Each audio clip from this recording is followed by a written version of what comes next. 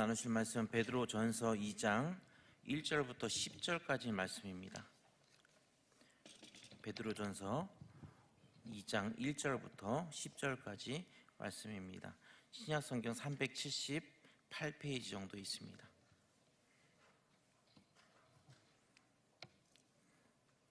베드로전서 2장 1절부터 10절까지 말씀 한 절씩 교독하겠습니다.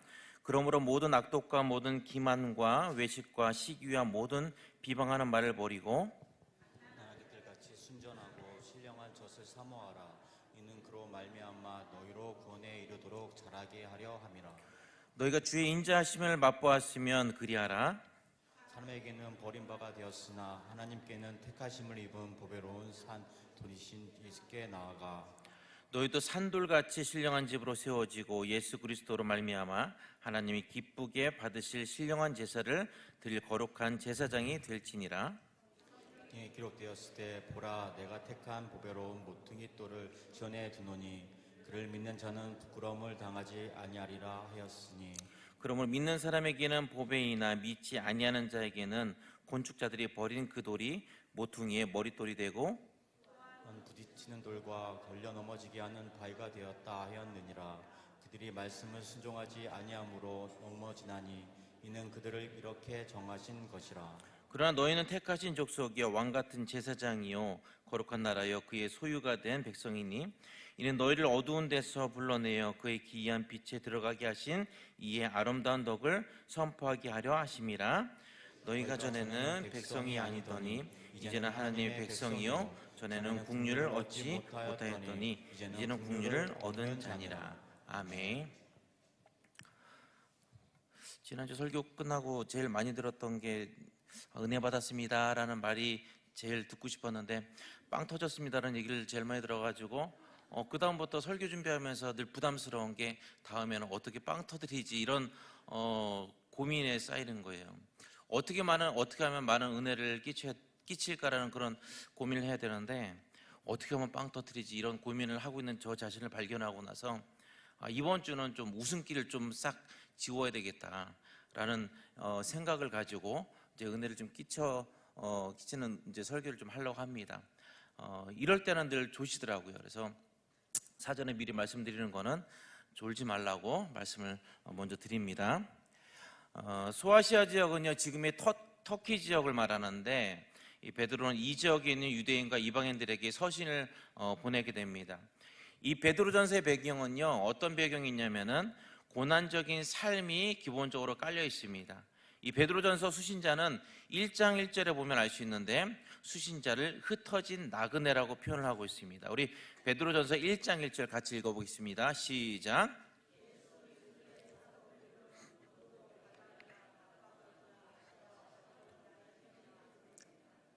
아멘.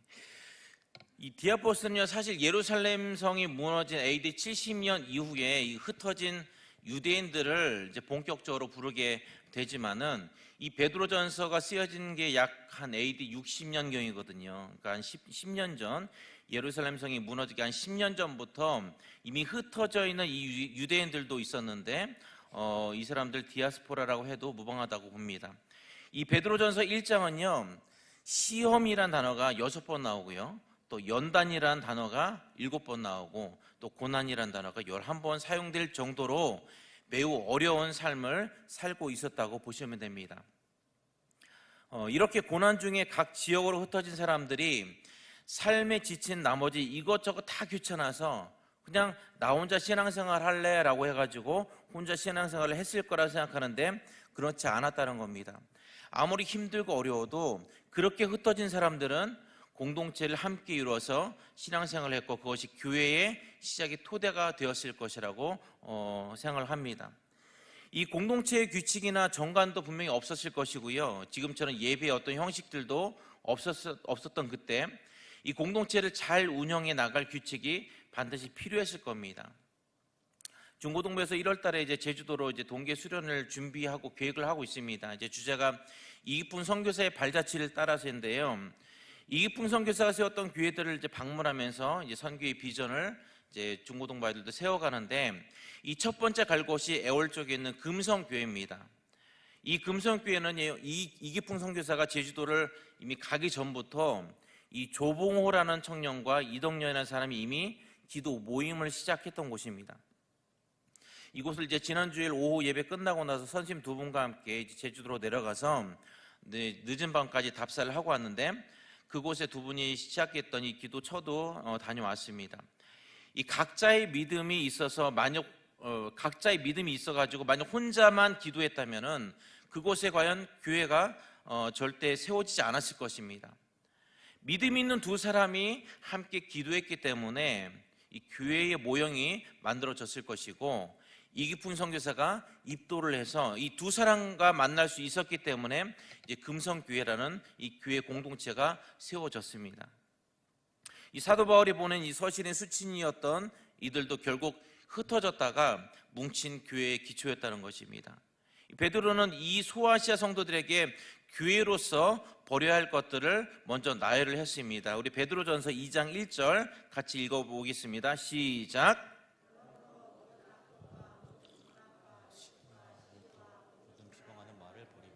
아멘. 버리라는 것은 갖고 있었기 때문에 버리라는 것이죠.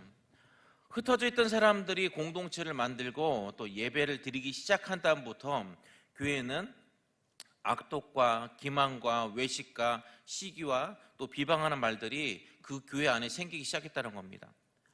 자, 그러면 현대 교회와 한번 비교를 해볼까요? 현대 교회는 기만이 없습니까? 있습니까? 기만은 사람들을 무시하는 거 아닙니까? 교회에서도 가진 자가 덜 가진 사람들을 무시하는 많은 교회들을 보게 됩니다. 외식하는 게 있습니까? 없습니까? 밖에서 밥 먹는 게 외식입니까? 형식적인 것, 또 겉으로 보이는 것, 이것을 중요하게 생각하는 것이 외식이잖아요. 교회에 이게 있습니까? 없습니까? 교회에서 봉사하고 헌신하면서 생생되는 사람이 있어요? 없어요? 잘 빛이 나는 봉사는요, 빛이 잘 안 나는 봉사들은 잘 안 하면서 남들에게 잘 보이는 것들, 정말 깨끗하고 좋아 보이는 어떤 봉사들 자리만 열심히 찾아가는 사람들이 교회마다 분명히 있습니다. 또 시기하는 사람이 있습니까? 없습니까? 있습니다. 잘생긴 이용희 목사님이 커피 타줬다고 시기하는 사람이 있어요? 있어요? 없어요? 네, 없습니다. 없기는. 자, 그런데 저 사람이 신앙생활도 열심히 잘 안 하는데 교회도 가끔씩 빠지기도 하고 그러는데 돈도 잘 벌고 자식도 좋은 대학 가고 시기 하나만 듭니까? 안 듭니까? 아니, 열심히 신앙생활하고 예배드리는 저희들보다 더 잘 살고 자식들이 너무 잘 되는 모습 볼 때 시기한 마음이 당연히 생기겠죠. 하나님을 믿고 구원받는 성도가 되었다고 바로 이 장성한 믿음이 되진 않습니다. 우리에게 미숙한 많은 쓴뿌리들이 여전히 있기 때문에 교회라는 공동체의 성장이 멈추게 되는 것입니다. 이 베드로는 먼저 이 모든 것을 버려라, 또 제거하라, 벗어버리라고 명령합니다. 이게 누구에게 얘기하는 겁니까? 바로 교회들에게 명령을 하고 있는 겁니다. 저는 가끔씩 토요일에 일찍 일어나서 금요일날 촬영 끝나고도 집에 가면 한 12시 되는데, 그래도 저는 토요일날 좀 일찍 일어나요. 일찍 일어나서 이제 목욕탕을 갑니다. 일주일 동안에 집에 가서 샤워도 열심히 해요. 또 그닥 이제 지저분한 환경에서 뭐 살지도 않는데, 그럼에도 가급적 토요일이면은 목욕탕에 가서 우리 세신사에게 이제 저희 온몸을 다 맡기게 됩니다. 상상하지 마십시오. 얼굴 보니까. 예. 지난주에도 목욕탕에서 때를 밀러 갔는데 때가 많이 나오면은 저 세신자래요, 자꾸. 세신사분께 이제 미안하기도 하고 창피하잖아요. 이제 때가 많이 나오면은 미리 저 구석에 가서 혼자 초벌을 좀 합니다. 미리 좀 때를 좀 밀어요. 나름 그 날도 이제 때를 이제 나름 깨끗이 밀었다고 이제 등은 사실 손이 안 닿잖아요. 이 등 빼놓고는 사실 다른 데는 다 깨끗이 이제 씻었다고 이제 자부심을 가지고 이제 자신하고 이제 자신감을 먹고 세신 테이블에 딱 누워 있는데 세신사 이 분이 제 팔을 머리 위로 딱 들면서 이제 때를 밀기 시작하는 거예요. 때가 나올 리가 없잖아요. 엄청 제가 열심히 밀었거든요. 전 정말 자신이 정말 있었고 최선을 다해서 밀었고 때가 한 털도 안 나올 걸로 알았는데 제 머리 위에 얼굴에 막 때가 막 또 쏟아지는 거예요. 때가 막 콧구멍에 들어가고 귓구멍에 들어가고 뭐 큰 거 하나는요 입에 딱 묻어가지고 이걸 털어낼 수도 없고요. 아니 분명히 완벽하게 때를 밀었는데도 불구하고 하늘에서 때가 막 쏟아지는데 감당이 안 되더라. 우리는 항상 예배를 열심히 드렸잖아요. 또 기도도 열심히 했잖아요. 또 회개도 열심히 했고 봉사도 열심히 했습니다. 헌금도 많이 냈습니다. 큐티도 열심히 했죠. 뭐 하나 소홀한 것 없이 열심히 신앙생활하면서 죄의 때를 열심히 밀어냈다고 우리는 자부심하며 살아왔지만은 하나님 우리 영혼을 문지르심이 어김없이 죄의 때들이 쏟아져 내린 것들을 우리는 늘 경험하게 됩니다. 열심히 봉사한다고 생각했지만은 내 마음속에 이 오만한 마음이 있었고, 또 열심히 찬양한다고 앞에서 열심히 찬양대 쓰고 찬양단 쓰고 또 찬양대 쓰고 이렇게 열심히 봉사한다고 찬양했다고 생각했지만은 어느 순간 내 마음속에 연예인병이 걸려가지고 마치 사람들이 우러러보는 것처럼 착각하면서 우리는 봉사의 자리를 지켜왔습니다. 이 베드로는 이 모든 것을 버려내고 그 버려낸 주머니에 무엇으로 채우면 신령한 젖으로 채워야 된다고 말을 합니다. 그렇게 되었을 때 진정한 구원에 이른다고 베드로는 선포하고 있는 겁니다. 이 갓난 아기의 특징이 뭡니까? 이 갓난 아기들은요 의존성을 가지고 있습니다. 그 스스로 무언가를 할 수가 없어요. 그러다 보니까 엄마 아빠 딸은 할아버지 할머니를 의존을 할 수밖에 없습니다. 배고플 때 스스로 좀 뜨거운 물을 받아다가 거기다가 분유를 좀 넣고 흔들어 가지고 본인 좀 스스로가 아기가 뜨거운지 안 뜨거운지 여기다가 한두 막을 좀 떨어뜨려 보고 그렇게 물고 이렇게 자면 얼마나 좋아요. 똥을 쌌으면 지가 좀 기저귀를 좀 벗겨가지고 똥 안 새게 좀 이렇게 둘둘 잘 말아가지고 쓰레기통 버리고 물티슈로 좀 자기가 좀 잘 닦은 다음에 세기저귀 잘 입고 하면 얼마나 좋겠습니까? 그런데 못하기 때문에 아기는 늘 부모를 의존하게 된다는 것입니다. 첫째 아이 낳을 때요, 예담이 이 아이를 낳을 때 저는 이제 1층에 살았는데 걷지도 못하는 애가 기어서 밖에 나간 거예요. 문을 열고. 문이 열려 있었죠. 그나마 빨리 찾아가지고 망정이지 큰일 날 뻔했습니다. 그런데 아이 입을 보니까 귀뚜라미 다리 하나 그렇게 나와 있는 거예요. 기겁을 해가지고 입에서 그냥 뺐는데 몸통이 없는 거예요. 지금도 여전히 미스테리인데 이 몸통을 아이가 먹었을까 아니면 다리만 물고 다녔을까라는 이 미스테리를 가지고 있는데, 이 의존성이 강할 수밖에 없는 이 아이들은요 밥을 먹으려면은 엄마가 늘 젖을 물려주거나 아니면 분유를 타 주어야 됩니다. 2절에서 말하는 젖은 말씀을 의미합니다. 아기는 배고플 때 엄마 젖을 의존하듯이 우리도 영적으로 배고플 때 하나님의 말씀을 의지를 해야 된다는 것입니다. 두 번째는요, 머릿돌 위에 성장하는 교회가 되어야 된다는 것입니다. 우리 4절 같이 다시 한번 읽어보겠습니다. 시작.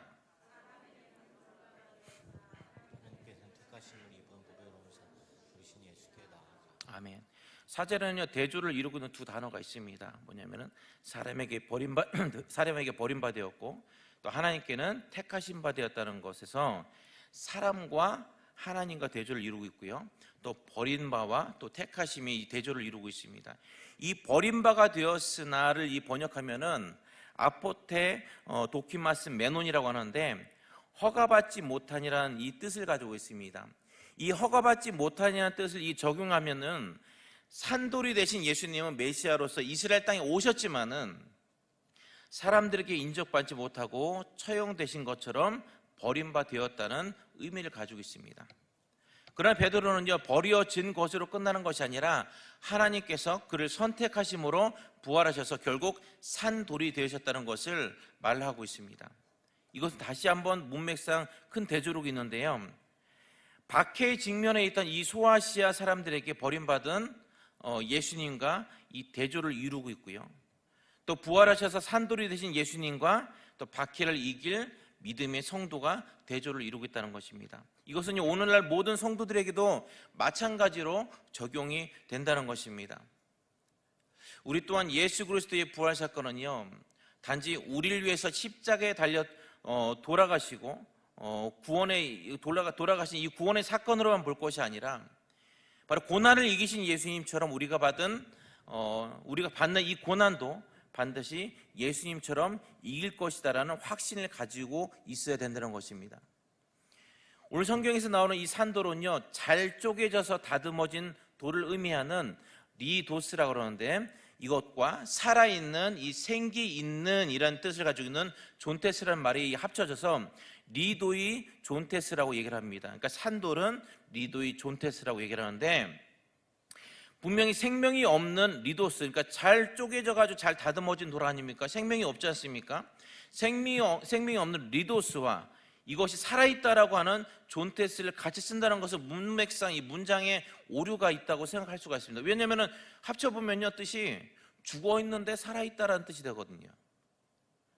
예수님을 이런 산돌이라고 표현하는데 육체적으로는 죽었지만은 그분은 부활하셔서 살아계신 분이다라는 의미를 분명히 가지고 있다는 것입니다. 그런데 5절 말씀을 우리가 주목을 좀 해야 됩니다. 우리 5절 같이 읽어보겠습니다. 시작.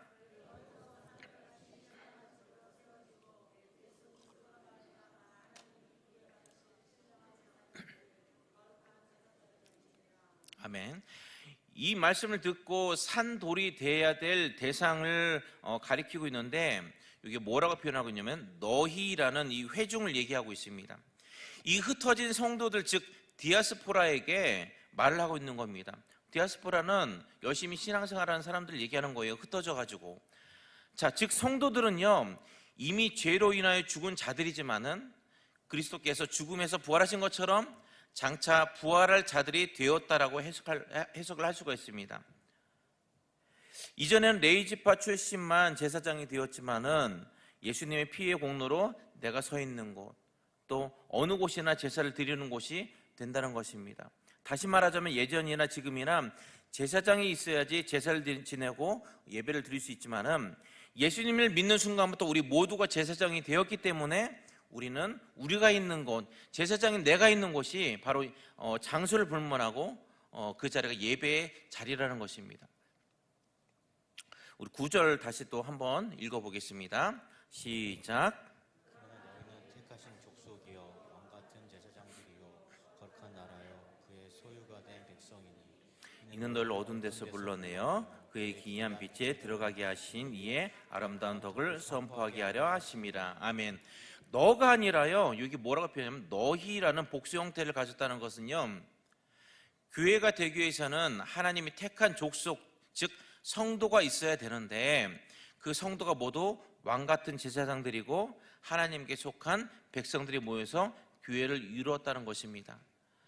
예배는요, 제사장이 된 나 한 사람만 있어도 예배를 드릴 수 있겠지만은 교회라는 이 공동체는 나 한 사람만 있어서 교회라는 공동체가 만들어지지 않는다는 것입니다. 나 한 사람이 아니라 너희, 즉 사람들이 모여서, 하나님을 믿는 사람들이 모여 있을 때에 교회가 만들어진다는 것입니다. 그래서 교회가 성장하기 위해서는요, 교회의 초석을 잘 세워야 됩니다. 이 제주도 답사 가서 모슬표 교회를 갔습니다. 근데 그 모슬표 교회의 바닥 한 켠을 투명 유리로 깔았어요. 지금 뭐 사진을 보고 있는데 한쪽에 보이는 교회의 모습은요, 지금 모슬표 교회가 아니고 모슬표 교회 역사관입니다. 이제는 교육관을 썼다고 하는데 그 교육관을 역사관으로 바꿨는데 그 바닥을 저렇게 유리로 한 켠을 좀 해놨어요. 근데 바닥이 유리다 보니까 그 안에 어떤 기초로 되어 있는지가 눈에 보이더라고요.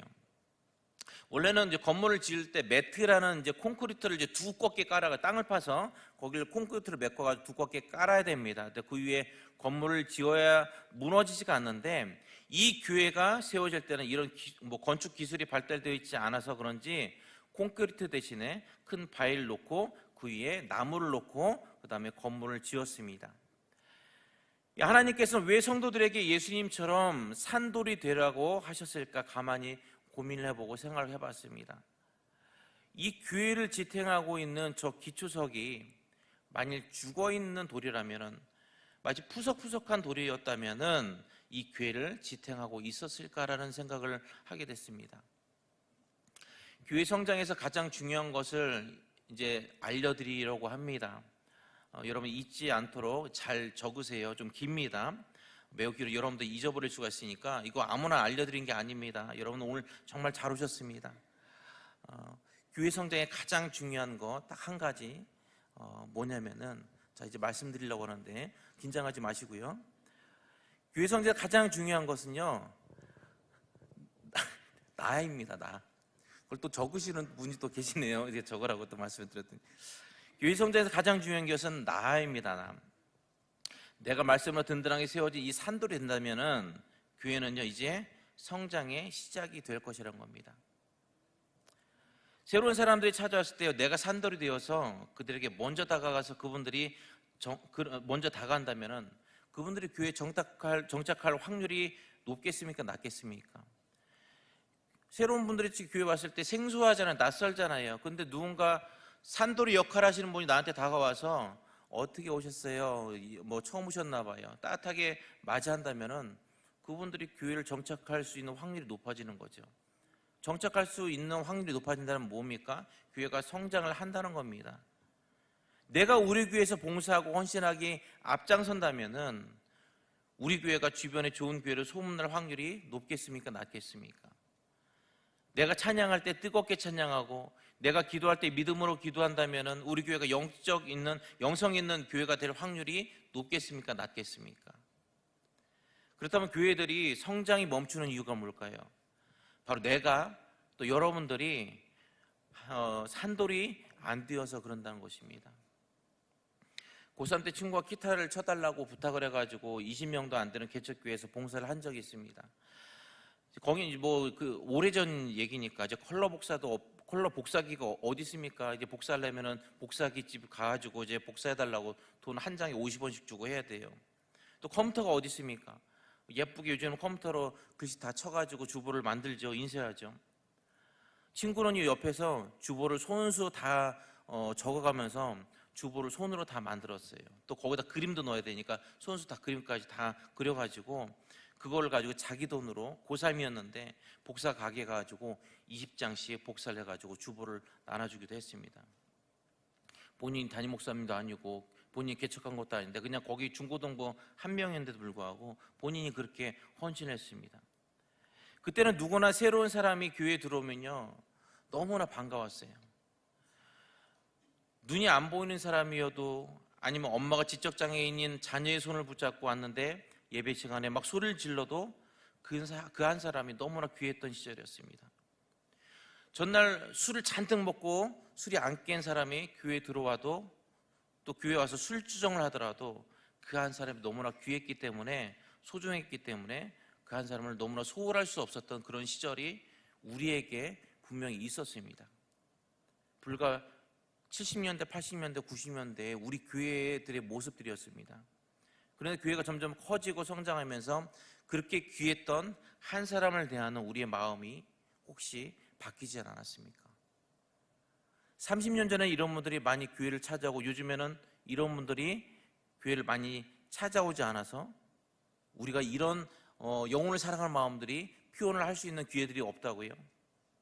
그들의 숫자가 줄어든 게 아니고요. 한 영을 생각하고 사랑하는 우리의 마음들이 혹시 변하진 않았습니까? 가끔씩 그런 마음을 갖게 됩니다. 저도 그 시절에 그 같은 그 조그만 공간에서 예배를 드리고 찬양했던 그런 기억이 어떤 추억들을 가지고 있는 사람이라 가끔씩 지금의 어떤 모습들과 교회들과 비교를 하게 됩니다. 왜냐하면 저는 경험했으니까. 여기 계신 분들 대부분 경험했겠지만은 지금의 교회 모습들, 영혼들 사랑하고 아이들을 사랑하는 우리의 모습들과 그때의 아이들을 사랑하는 모습들은요, 이거는 비교할 수가 없습니다. 돈 없는 사람이 찾아오면 신경도 안 쓰는 교회들이 너무 많지요. 장애인들이 찾아오면 불편해하는 교회, 도움이 필요한 사람이 오면 또 이런 사람이 왔냐면 귀찮아하는 교회들이 너무 많습니다. 그러면서 우리는 늘 뭐라고 합니까? 사람들이 주워들고 교회 십자가가 꺾였다고 얘기를 합니다. 기도하러 누군가 들어오면요, 우리 늘 그렇지 않습니까? 신천지 아닐까?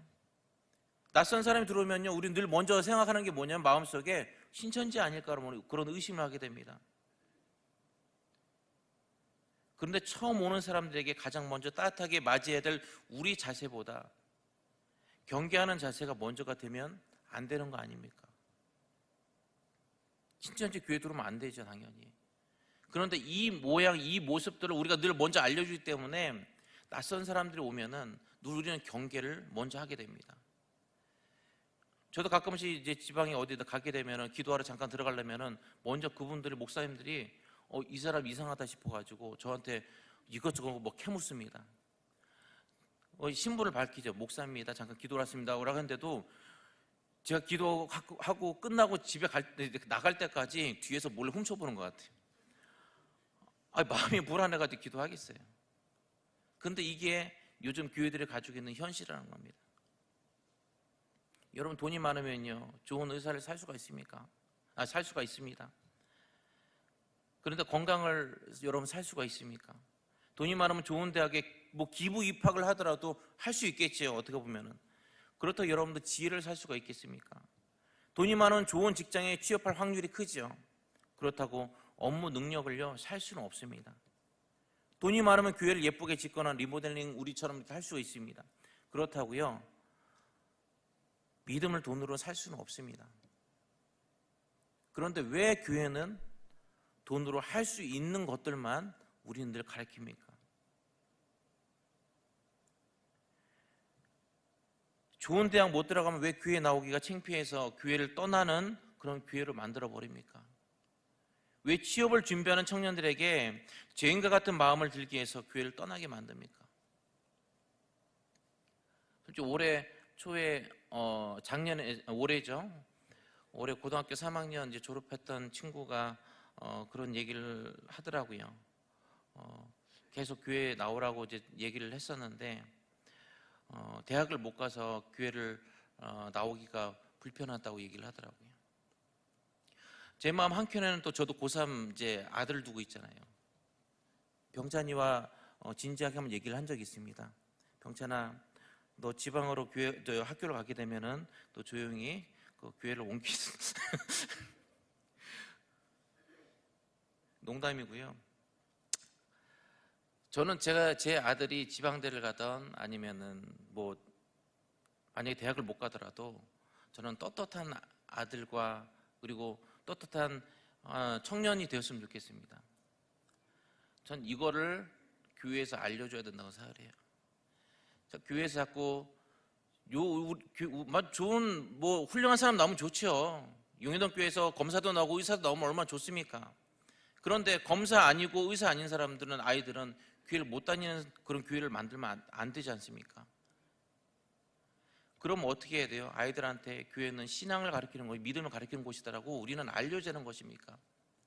너희들 기도 열심히 해가지고 좋은 데 가야 돼. 너희들 기도 열심히 해가지고 좋은 직장 들어가야 돼라고 이거를 우리가 늘 기성세대가 알려줬기 때문에 더 이상 아이들이 우리 청년들이 설 자리가 자꾸 없는 그런 교회가 돼버리는 것입니다.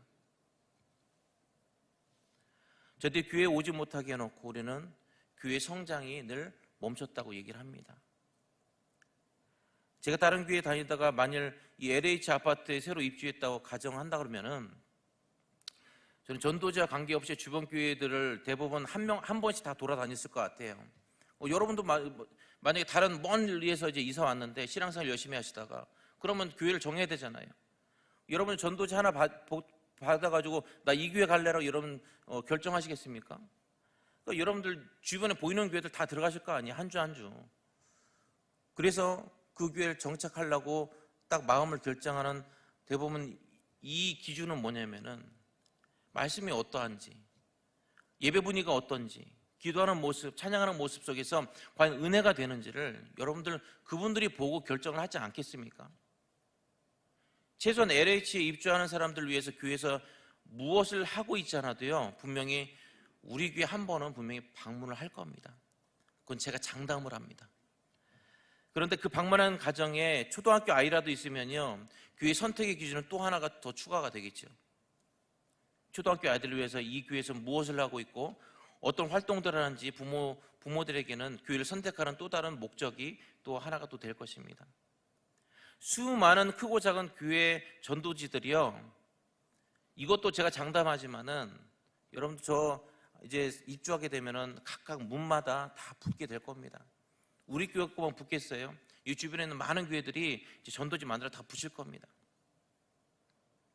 LH에서 보면요 우리 교회 직방으로 보입니다. 그죠? 위치가 딱 직방으로 보일 거 아니에요. 제 생각에는 이미 전도지 역할을 다 했습니다. 우리 교회 준비할 것은요 그분들이 교회를 결정할 때에 보는 가장 중요한 조건들이 우리가 먼저 준비해야 될, 선행돼야 될 그런 부분이라는 것입니다. 저분들이 와서 말씀의 은혜를 받고 저분들이 찬양하는 모습의 은혜를 받고 하는 것들이 저분들이 결정할, 자신들이 지금 섬겨야 될 교회를 결정하는 그런 기준이 되고 조건이 된다 그러면은 우리가 가장 준비해야 될 것들, 먼저 준비해야 될 것이 바로 그거 아닙니까? 몇 달 전에 교회를 선택하는 가장 중요한 요건이 무엇인지 분명히 말씀드렸습니다. 하나님 말씀이 풍성한 교회, 하나님께 드리는 찬양들이 감격적인 교회, 이것이 바로 방문하는 분들이 교회를 선택하는 가장 큰 기준이라는 것입니다. 장바니에라는 사람은 이런 얘기를 했습니다. 개인의 성장 속도보다 공동체의 성장 속도가 더 느리다. 시간과 긴밀한 벗이 되십시오라는 그런 말을 한 적이 있습니다. 몇 달 전에 40명의 유초동부 친구들과 함께 민속촌을 간 적이 있는데요. 인솔이할 사람이 많다 보니까 선생님들이 많이 가셨어요. 그럼에도 목적지까지 가는데, 걸어가는데 속도가 안 나는 거예요. 조금 걷다 보니까 1학년 친구들이 목사님 똥 마려요 그러면서 또 화장실 가는 거예요. 조금 걷다 보니까 6학년 한 명이 또 없어졌어요. 보니까 혼자 저기 가서 아이스크림 사 먹는 거예요. 이유들이 많아요. 왜냐하면 아이들이 많고 사람들이 많다 보면은 그 목적지에 가는데 너무나 많은 시간들이 걸린다는 겁니다. 그런데 올해 저 혼자 이제 제주도 가서 올레길을 걷다 보니까 하루 종일 걸은 게 45km 걸었어요.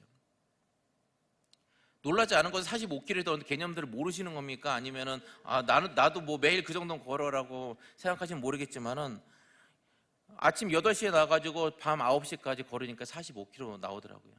중간중간에 물론 커피숍도 가고 혼자 사식도 즐기고 했지만은 이 40명의 친구들과 함께 했다면 아마 10km도 못 걸었을 이 거리를 혼자 걷다 보니까요 45km를 걷게 되더라고요. 개인의 성장 속도는요 그래서 빠를 수도 있지만은 교회는 많은 사람들이 함께하는 공동체이기 때문에 더디 성장하고 발전할 수밖에 없습니다. 그런데 영적인 성장은요 그렇다 할지라도 결코 혼자서는 이룰 수가 없습니다. 조금 답답하더라도 서로 격려하고 함께 할 수 있는 공동체라면요 산돌이신 예수님과 함께 모퉁이의 머릿돌이 되신 예수님 안에서 교회가 성장할 줄로 믿습니다. 다시 한번 좀 기억했으면 좋겠습니다.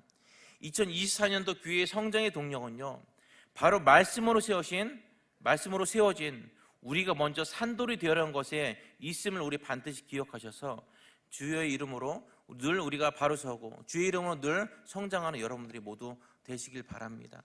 준비된 교회, 준비된 성도가 바로 교회 성장의 가장 중추적인 역할을 할 것입니다. 여러분 모두가 그런 성도와 교회가 되길 주의 이름으로 축원을 드립니다. 우리 함께 찬양하실 텐데요. 우리는 주의 백성은이오니라는 찬양입니다. 이 땅에 교회를 세우시고 이 땅을 고쳐주길 원하셨지만은 많은 교회들이 세워진데도 불구하고 많은 교회들이 또 많은 십자가 세워진데도 불구하고 여전히 주님의 교회를 세우신 목적들을 전부 다 잃어버리는 안타까운 모습들을 많이 보게 됩니다. 그래서 마음 한켠에는 주님의 나라 빨리 임했으면 좋겠습니다. 주님의 나라가 주님께 다시 오실 예수님께서 빨리 이 땅에 오셔서 다시 한번 주님의 나라를 이루어가길 소망하는 마음들을 가지고 우리가 자꾸 살게 됩니다.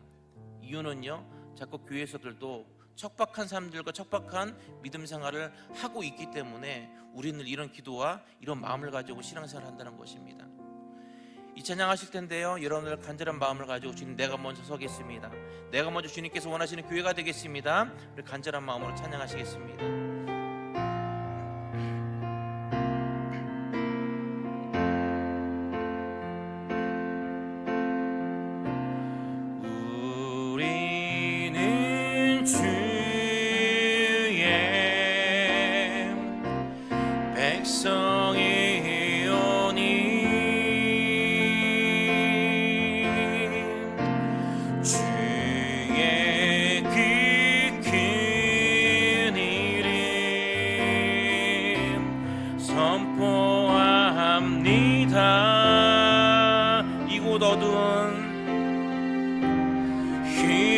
어두운 세상에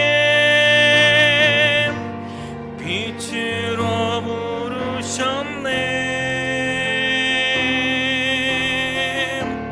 주의 얼굴 구할 때 역사하소서.